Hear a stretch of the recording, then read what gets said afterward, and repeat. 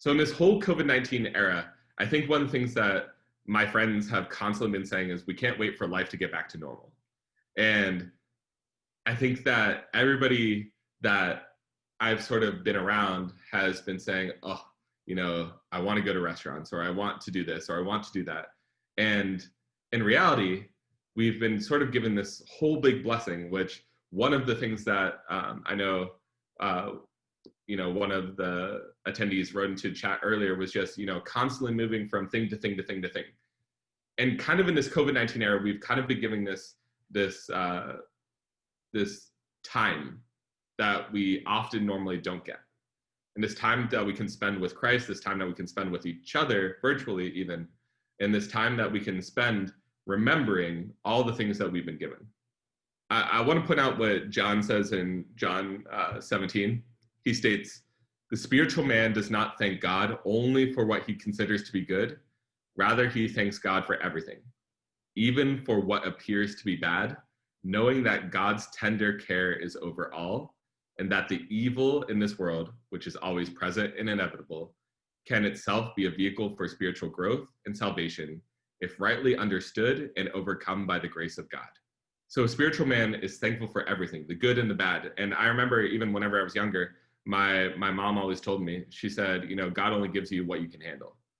And I firmly believe that, God is what we always need to come back to when we're thinking about gratitude.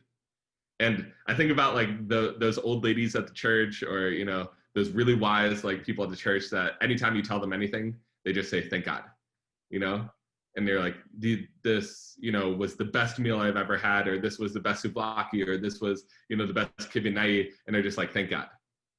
And that's, for me, a personal goal to get to that level where I constantly remember that all of the gifts that I've been given in life are not because of me, but rather because of God and everything that he has given all of us.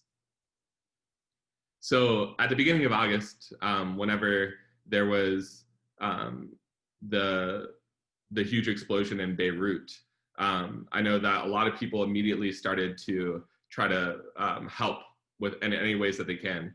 And I put up a Venmo fundraiser on my Instagram, and I thought that we might be able to raise $1,000. And by the end of it, I was blown away by how many people were coming together to give to help a cause. And the thing that was blowing me away more than anything were that the people that were giving, a lot of those were my former students. And they were asking me, they were saying, hey, like, do you have Zelle, or do you have, Apple Pay, or different things? Because I just put a Venmo fundraiser, and they didn't have Venmo. And a lot of them were saying, well, I get paid on this day, can I give money then? And some of the most astounding gifts were the kids that literally said to me, they said, this is all I have, and I want to give it here because I know that this is going to do more good than what I need it for. Literally giving whatever they had.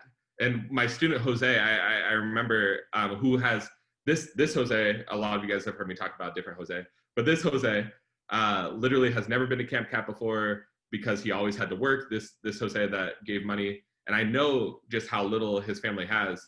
He literally Venmo'd me $49 because that's all that his bank account had. And it just kind of reflects on, what we have in life. If we choose to give it to those who need it most, is going to be even more fulfilling than, and I'm not just talking about money, I'm talking about everything, our love, our gifts. And it's what these kids constantly keep reminding me. I want you guys to ask yourself, and this is kind of the point of all this, one of the things that I keep asking yourself, don't ask yourself what you don't have, but ask yourself what you do have. Oftentimes we live in an era that, we compare ourselves constantly. We judge ourselves based on likes on Instagram posts, or, on our YouTube videos, or on our Facebook likes, when in reality, or the number of followers we have on TikTok, whatever it might be, when in reality, it's not about, how much of that we have, but what we have in terms of our talents, the people in our lives, and most importantly, the love that Christ has shown us. And that love is going to come from anyone. That love is going to come from, your parents, your best friends, your OCF group. It's going to come from, random people that you've never even met before. There was a concert I went to about a year ago, and this guy brought a whole bunch of medals with him. And it was one of the coolest / strangest things I've ever seen. And he literally had a box of medals that he got at I assume that he just got them at a Goodwill or something, like an old box, because they were National Honor Society medals. And he had a box of 60 of them. And he was walking up to people and he was like, "Hey, I like your smile." And he gave them a medal. And he walked up to someone else and he was like, "Hey, I like your dance moves." And he gave them a medal. And it's people like that that just remind me constantly that there's so much to see in the world if we open our eyes. But if we're blind to it, then we could ignore the biggest blessings. Father Tom Hopko states, "The opposite of gratitude is bitterness and complaining. If we are proud and we covet, we will complain about our lives. Complaining shows that we lack humility, and we lack, most importantly, trust in God. Thereby, we don't thank him for everything. But when we trust God completely, we will be at peace." There's a high school here in Phoenix called Brophy College Prep. And Brophy is a school that it costs about $16,000 a year to go to. It's more expensive than a lot of colleges. And it's a school that you have to apply to. And about 2 weeks ago, I went out to dinner with 6 of the boys that I have there that are seniors. And I asked them the question before we started eating. I said, "You guys are going to graduate this year." They were all seniors. And I said, "When you graduate, when you walk across that stage, what are you going to be thinking in your head?" And Ivan looked around the room and he said, "I'm going to be thinking about every single one of these 6 guys because they're the ones that got me through this." And Alex said that he was going to be thinking of his family. And Frank said that he was going to be thinking of his mom. And Elvis said that he was going to be thinking of all the struggles that he went through, because he wouldn't be able to even be there today if he didn't doubt himself along the way and then realize just how much he was given in life. And one by one, they started just saying, that they weren't going to be thinking about themselves. They were going to be thinking about all the people that got them to where they are. And I was just sitting there thinking, how beautiful is that? Sometimes when we think about our accomplishments, we only think about me. We think about, I won this award or I got this. And in reality, we forget that it's not about us. It's about all the people that helped get us there. And so whenever I think about gratitude, I also want you to think about all the people in your life that make you who you are. And, how Christ is in all of us. So I always tell my students, whenever they look at me, they're seeing every single person that has impacted my life. And I tell them when they look at me, they're looking at my mom, my dad, my brother, my sisters, my aunts, uncles, cousins, nieces, nephews, all my friends, all my students. And I want you to realize when we look at each other, we're looking at every single person that has impacted us and made us who we are. And most importantly, when we see each other, we're seeing Christ. And so one of the things that I want to sort of come back to, and it's this idea of the opposite of gratitude. And it stems from this past January. And this is one of the things I'm going to be closing with. One of my friends, Anise, and a bunch of people on this call were actually in Phoenix for our winter camp. And Anise and I ran to the grocery store. And when we got to the grocery store, we were going up and down the toilet paper aisle to get certain things, but we just kept walking past, where we needed to go. We kept looking, and we kept walking past these 2 older men that just kept talking to each other. And, we walked past them, made eye contact, walked the other way, made eye contact, walked past them again, made eye contact. And the third time that we walked past them, we overheard something that they were saying, and it sounded like they were speaking Greek. So, we were kind of alluding to the fact that we wanted to talk to them, but they broke the ice first, and they looked at us and they said, "Are you guys best friends?" We're like, "Yeah." And they were like, "How old are you guys?" And Anise was like, "I'm 27," and I said I was 31. And they were like, "Oh." They were like, "Well, this is gonna be you in 40 years. And they started talking to us, and Anise said, "We overheard that you guys were speaking Greek." And they asked us, they said, "Are you guys Greek?" And we said, "No, we are Lebanese." And Anise said that he was Lebanese and Palestinian. And they looked at our wrists and they saw our prayer ropes and they said, "Are you guys Orthodox?" And we said, "Yeah." And the one guy, and these guys weren't Orthodox, by the way.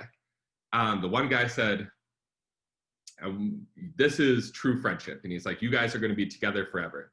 And he said, "But remember," he said, "do you know what diablos means?" And we said, "No." And he said, "Diablos literally in Greek means to divide." So diablos, which is the devil, literally means to divide. So all throughout, from that point on, all throughout my life, like this past few months, all I've seen is that the devil is trying to divide us. Whether it's through politics over this last week, if you look at social media, whether it's, through, making us see the opposite of the good in things. And it's something that I wanted to share with you because, these two random old men, gave us some of the best advice that truly in life, what unites us is Christ, but what divides us is the devil. And if you remember that, if you see that, then gratitude is fully at the forefront of your life. So we walked away and Anise and I were just like, well, that was like really random, like two old men giving us advice, but that was awesome. And every time I go to that grocery store, Fry's, I keep like looking around. I'm like, am I going to see them? And when we walked away, I was like, Anise, do you think that those were angels? Because like sometimes in like movies, like they have those people that appear and then they disappear. We turned around, they were still there. So they definitely weren't angels. But, and one guy was swearing a lot. So I was like, that guy's going to be old Anise. But it was something that, it really stuck with me because, gratitude is a habit.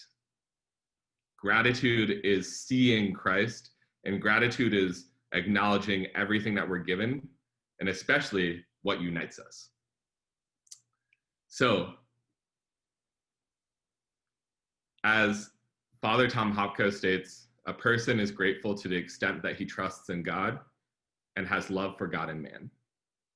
So during this time, during COVID-19, anxiety is at an all-time high. A lot of people are a lot more depressed. A lot of people, go from thing to thing to thing and they don't slow down. But we have to stop.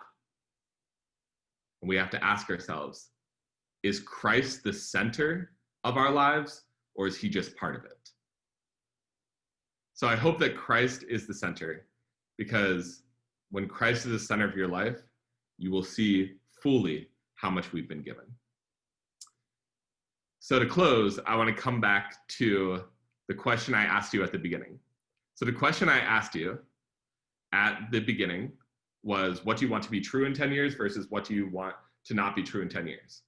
And I'm sorry, because I'm a teacher, I kind of tricked you. Sometimes we often think about what we need or what we want versus what's here already. And what's here already are so many blessings that Christ has given us, whether it's the people in your lives, whether it's the amazing talents that you have, or whether it's just your faith. Whatever it is that Christ has given you, use it, spread it, and show the world God's love. So I always tell my students, open hearts, open hearts. And what that means is if you have an open heart, it's going to open others' hearts. So have open hearts and be grateful for all. I'm grateful for you, and I'm grateful for this opportunity. So thank you all.